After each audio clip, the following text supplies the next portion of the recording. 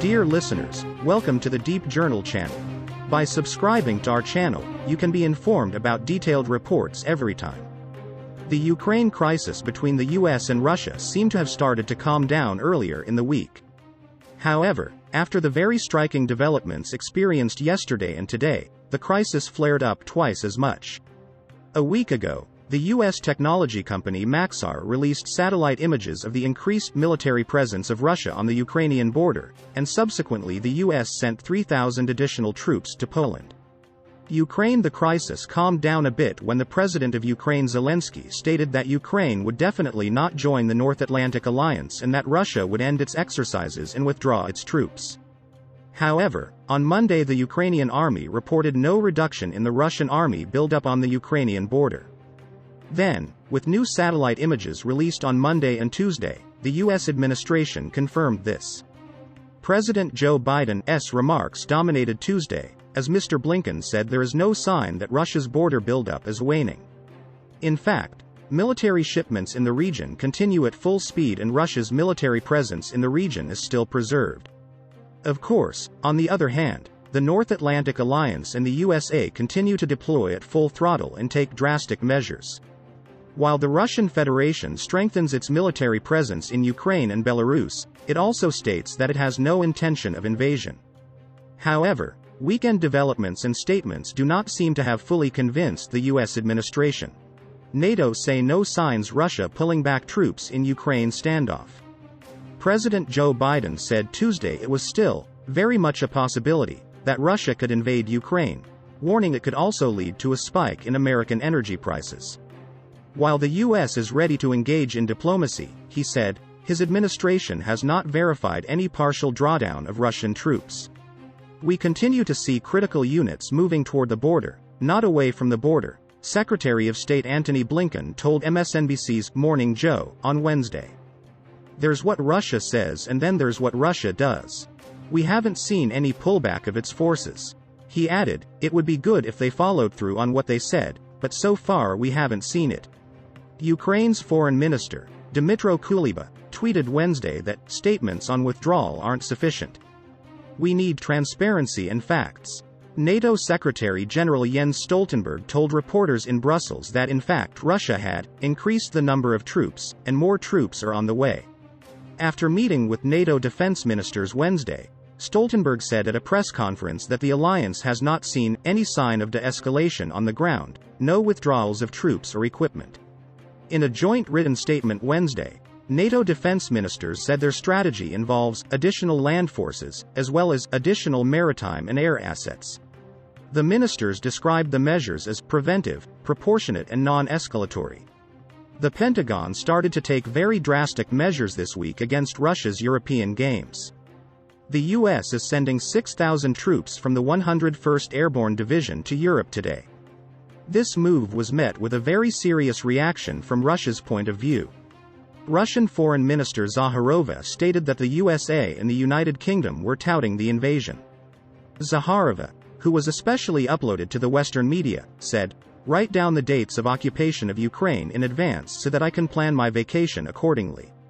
Made a statement. Russian Foreign Ministry spokesperson Maria Zakharova said in her Telegram account, I have a request from British and American disinformation media such as Bloomberg, The New York Times and The Sun. Please publish the list of invasions we will carry out a year in advance, because I want to plan my vacation times accordingly. The United States shipment of 6,000 troops fell on the agenda like a bomb. Let's examine together the details of the shipment to be made by the USA to the Russian border and the latest striking developments in the region. Hundreds of 101st Airborne Division, Air Assault soldiers are gearing up to deploy to Europe as Russian troops have amassed on Ukraine's borders, positioned for a potential invasion.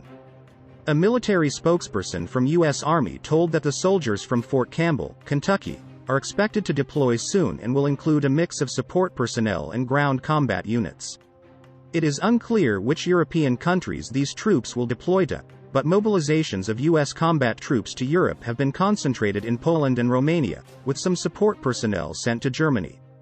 In total, roughly 6,000 U.S. soldiers are expected to be in place in Europe in the coming days and will join troops from other NATO partners, including the United Kingdom and France. Paratroopers with the 82nd Airborne Division, who will make up a majority of the surge of forces to Europe, have been trickling into Poland over the past 2 weeks. Meanwhile, soldiers with the 2nd Cavalry Regiment, a Stryker squadron based in Germany, have been mobilized to Romania. Soldiers with the 18 ND Airborne Corps, the administrative arm of the 82nd, have set up in Germany. 1,700 troops from the 82nd Airborne Division were deployed to Poland last week and 3,000 additional troops this weekend. The 6,000 troops scheduled to be dispatched this week will likely be sent to Poland, as expected. Poland is an indispensable fortress against Russia for the U.S. government, as it borders both Russia's Kaliningrad region and both Ukraine and Belarus. In addition to all these, most of the M1 Abrams main battle tanks and armored vehicles of the USA and Europe were deployed to Poland. Also, a few days ago, the U.S. Air Force sent F-16C Viper fighter jets and F-22 Raptors to the airbase in Poland. This deployment is thought to be in response to Russia's deployment of MiG-31K hypersonic Kinzhal missile carrier jets to airbases in the Kaliningrad region. Another move of the U.S. Air Force against Russia's hypersonic move was the deployment of 4 B-52 heavy bombers to the RAF Railford Air Base in the UK.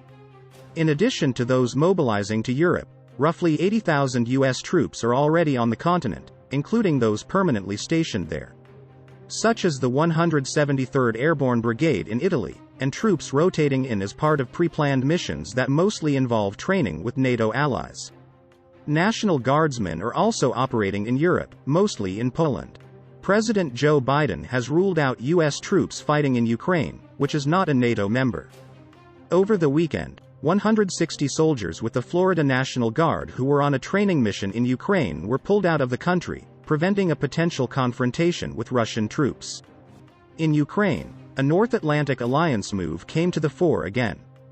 This is an agenda that can cause serious problems because this was the starting point of the tension in the region.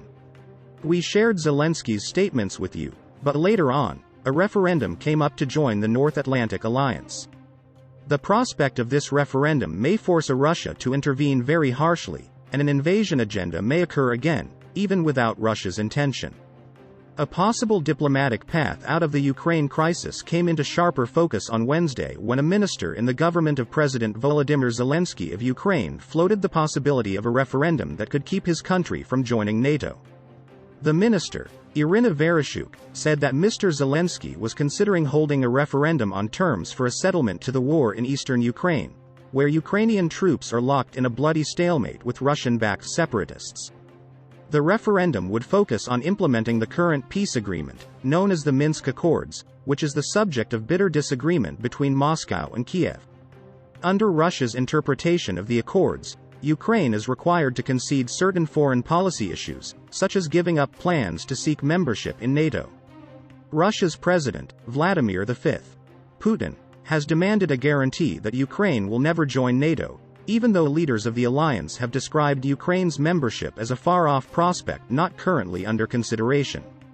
Ms. Vereshchuk, the Vice Prime Minister for Reintegrating Occupied Territories, said in a Ukrainian television interview that Mr. Zelensky was considering putting the question of whether to join NATO membership to a vote of the Ukrainian people. The president assumes there is such a possibility, if there are no other options or tools, she said in the interview. Her comments came after several rounds of European-led shuttle diplomacy this month where Mr. Zelensky, Chancellor Olaf Scholz of Germany and President Emmanuel Macron of France have all spoken publicly of Ukraine finding some form of neutrality between Russia and NATO as a means to avoid war.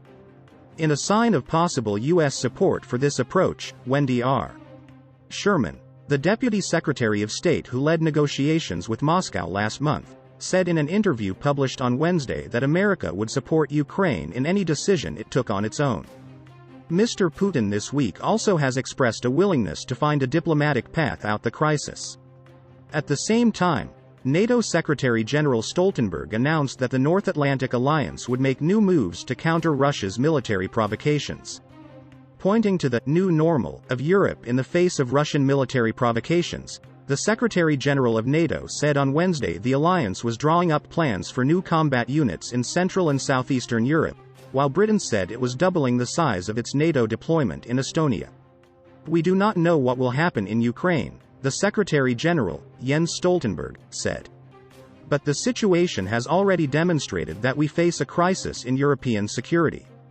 Moscow has made it clear that it is prepared to contest the fundamental principles that have underpinned our security for decades, and to do so by using force. I regret to say that this is the new normal in Europe. NATO defense ministers directed the military commanders to make plans for new combat units to step up the military alliance's presence in member nations near Russia, Belarus and Ukraine, Mr. Stoltenberg said. The ministers decided to develop options to further strengthen NATO's deterrence and defense, including to consider establishing new NATO battle groups in Central and Eastern and Southeastern Europe, Mr. Stoltenberg said at a news conference. The small battle groups could be set up in Romania, Bulgaria, Hungary and Slovakia, adding to those already established on a rotating basis in Poland and the 3 Baltic nations after Russia annexed Crimea in 2014. France has already offered to create a multinational battle group in Romania, which has expressed interest in hosting one, Mr. Stoltenberg said.